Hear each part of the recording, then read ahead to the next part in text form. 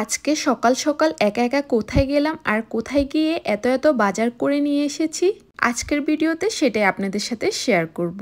আসসালামু আলাইকুম, কেমন আছেন সবাই? আপনাদেরকে আরেকটি নতুন ব্লগে স্বাগত জানাই। এখন বাজে সকাল 7টা, অপেক্ষা করছি গোয়েনের জন্য, কারণ এখন আমি যাব কলেজে ক্লাস করতে। আর দেখুন 7টা হলে কি হয়েছে, এখন কিন্তু 7টা বাজে অনেকটাই আলো উঠে যায়। সকাল 6টা বাজলেই কিন্তু ভোরের আলো উঠা শুরু করে। এখন আস্তে আস্তে দিনটা বড় হচ্ছে। অন্য সময় হলে এ সময় থাকতো অন্ধকার। যাই হোক, অনেকক্ষণ ধরে গোয়েনের জন্য অপেক্ষা করছিলাম। গোয়েনও এসে পড়েছে আর আমি উঠে এখন যাব কলেজে। আর আজকে তাড়াতাড়ি কলেজে যেতে হবে, কিন্তু গোয়েন আসতে দেরি করায় আমার আজকে দেরি হয়ে গেছে। আর গোয়েনটা কি যারা জানেন না, আমার আগের ভিডিওতে দেখে আসতে পারেন। আজকে আবার মিড টার্ম এক্সাম হবে, এই কারণে আগে গেলেও ভালো হতো, কিন্তু 10 মিনিটের মতো দেরি হয়ে গেছে। তাই তাড়াতাড়ি করে হেঁটে কলেজের দিকে পৌঁছে গেলাম। এই তো এই ক্যাম্পাসেই হবে আমার পরীক্ষা, দোতলায়। পরীক্ষা দিয়ে ক্লাস থেকে বের হয়ে যাব, এর মধ্যে আর কোনো ভিডিও করে নেওয়া হয়নি। এক্সাম দিয়ে চলে এসেছি বাস স্ট্যান্ডে, আর এখন যাব গ্রোসারি করতে।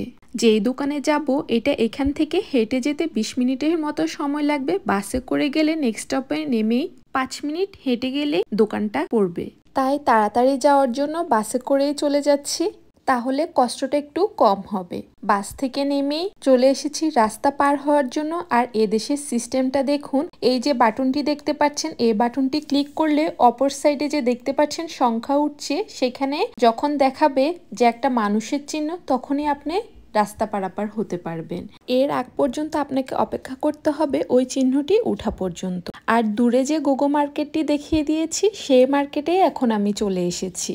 মার্কেটে এসে কার্ট নিয়ে চলে গেলাম যে সেকশনে সেমাই আছে সেই সেকশনে, কারণ অনেক দিন ধরে বাসায় লাচ্ছা সেমাই না থাকার কারণে নবাবী সেমাই বানাতে পারিনি। এই কারণে আজকে অনেকগুলো নিয়ে নিচ্ছি, কারণ সবসময় আমার বাসায় এই সেমাইটি রাখতে হয়।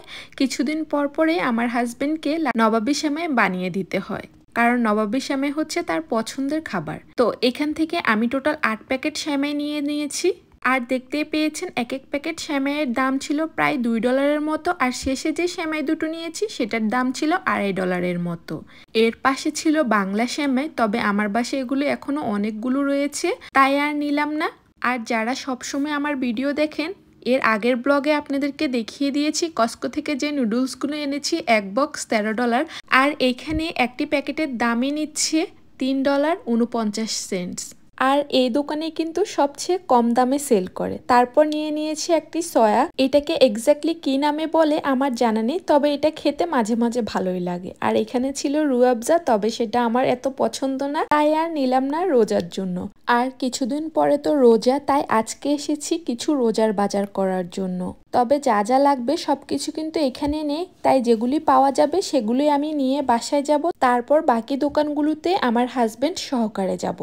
রোজায় মুড়ি না হলে তো চলেই না আমাদের বাঙালিদের, তাই 1 প্যাকেট মুড়ি নিয়ে নিলাম। তবে এই মুড়িটি তেমন একটি মজার না, তাই 1 প্যাকেট নিচ্ছি।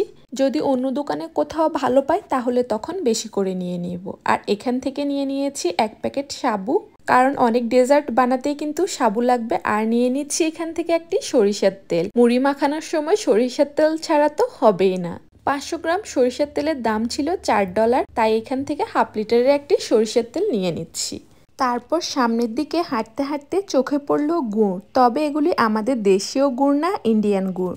ভাবছিলাম নিব কি নিব না, ভাবতে ভাবতে 1 প্যাকেট নিয়ে নিলাম, যে রোজার সময় শরবত বানাতে কাজে লাগতে পারে। চিনির পরিবর্তে গুড় ব্যবহার করে খেয়ে দেখব কেমন লাগে। কখনো এই গুড়টি টেস্ট করা হয়নি, এই প্রথমবারের মতো নিয়েছি। আর 1 প্যাকেটের দাম ছিল $4।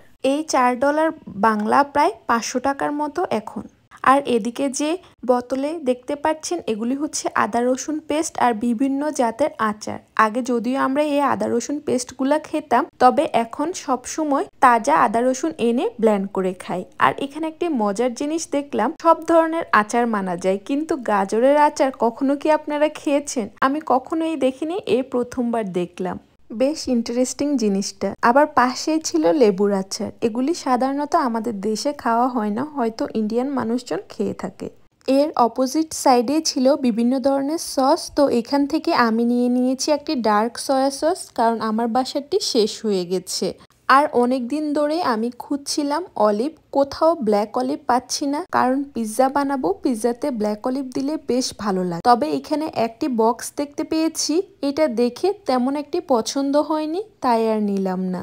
আর এতগুলো কিন্তু আমার লাগবে না, শুধু শুধু নিয়ে নষ্ট করার কি দরকার। আর এখন যেটা দেখতে পাচ্ছেন সেটা হচ্ছে তেঁতুল। দেখুন কত ভ্যারাইটি তেঁতুল, আর নিচে কিন্তু ফুচকা। ফুচকা দেখে তো আমার মনে এত খুশি লাগছিল, তখনই ভেবে নিয়েছি যে ঈদের আগে আসবো, তখন ঈদের জন্য নিয়ে নিব, কারণ ঈদের দিন চটপটি ফুচকা না হলে কিন্তু আমার হয় না। আর এখান থেকে নিয়ে নিয়েছি একটি তেঁতুল। এটা হচ্ছে পুরো তেঁতুলটা গলানো চাটনির মতো থাকে, যেটা কোনো আইটেম বানাতে গেলে খুব সহজ হয়, তখন আর চিপে ব্যবহার করতে হয় না। আর দেখুন এখন যেটা দেখিয়ে দিচ্ছি এটা হচ্ছে ড্রাই লেমন।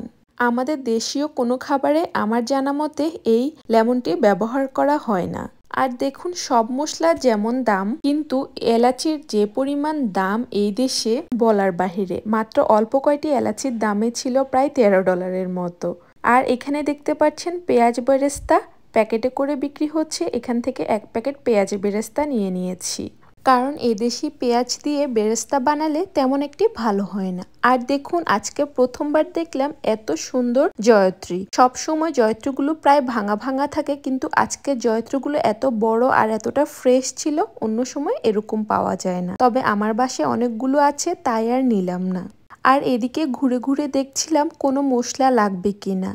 আজকে যেহেতু আমার সাথে কেউ নেই, তাই খুঁজে খুঁজে অনেক জিনিস কিনতে পেরেছি। অন্য সময় হলে আপনাদের জন্য এত বড় ভিডিও বানাতে পারতাম না, বা এত ডিটেলসও ভিডিও করতে পারতাম না, কারণ সব সময় ইনায়া পাশে থাকতো, ওর জন্য হয়তো ভিডিও অন করতে পারতাম না, বা তাড়াতাড়ি বাসায় যাওয়ার তাড়া থাকতো। তবে আজকে সেই তাড়া নেই, আজকে ধীরে সুস্থে আপনাদের জন্য ভিডিও করে নিচ্ছি। আর এদিক দিয়ে দেখছিলাম চটপটি, তবে এখানে হচ্ছে এক এক প্যাকেটে 4 LBর মতো চটপটির ডালগুলো রয়েছে। তো এত বড় প্যাকেট লাগতো না, দেখছিলাম কোনো ছোট প্যাকেট আছে কিনা, পরে না পেয়ে এই বড় প্যাকেটটি নিয়ে নিলাম। আর অনেকক্ষণ ধরেই খুঁজছিলাম খেসারির ডাল, তবে খেসারির ডালকে হিন্দিতে কি বলে এইটা না জানার কারণে আমি নিতেই পারিনি, কারণ এখানে দেখে আমি বুঝতে পারছিলাম না কোন ডালটি খেসারির ডাল আর কোনটি কী ডাল, তাই আর খেসারির ডাল নেওয়া হলো না। আর দেখুন যারা মনে করেন বিদেশে সুপারি পাওয়া যায় কি না, দেখুন সেটাই আজকে আপনাদেরকে দেখাচ্ছি, কত ধরনের সুপারি রয়েছে, আস্ত কাটা সব কিছুই আছে। যাই হোক অনেক কিছুই নিয়েছি, কাউন্টারে বিল করে গোয়েন কল করে গোয়েনে করে চলে যাচ্ছি বাসার দিকে। এর মাঝখানে আর কোনো ভিডিও করিনি, কারণ এখানে অনেকগুলো জিনিস কিনেছি যেটা ক্যারি করতে আমার জন্য একটু কষ্টই হয়ে গেছে। আর এখানে প্রায় $60 মতো বাজার করেছি। তাহলে আজকের ভিডিওটি এ পর্যন্তই রাখি, পরবর্তী ব্লগে আপনাদের সাথে শেয়ার করব তারপর কোথায় গিয়েছি আর কি কি কেনাকাটা করেছি।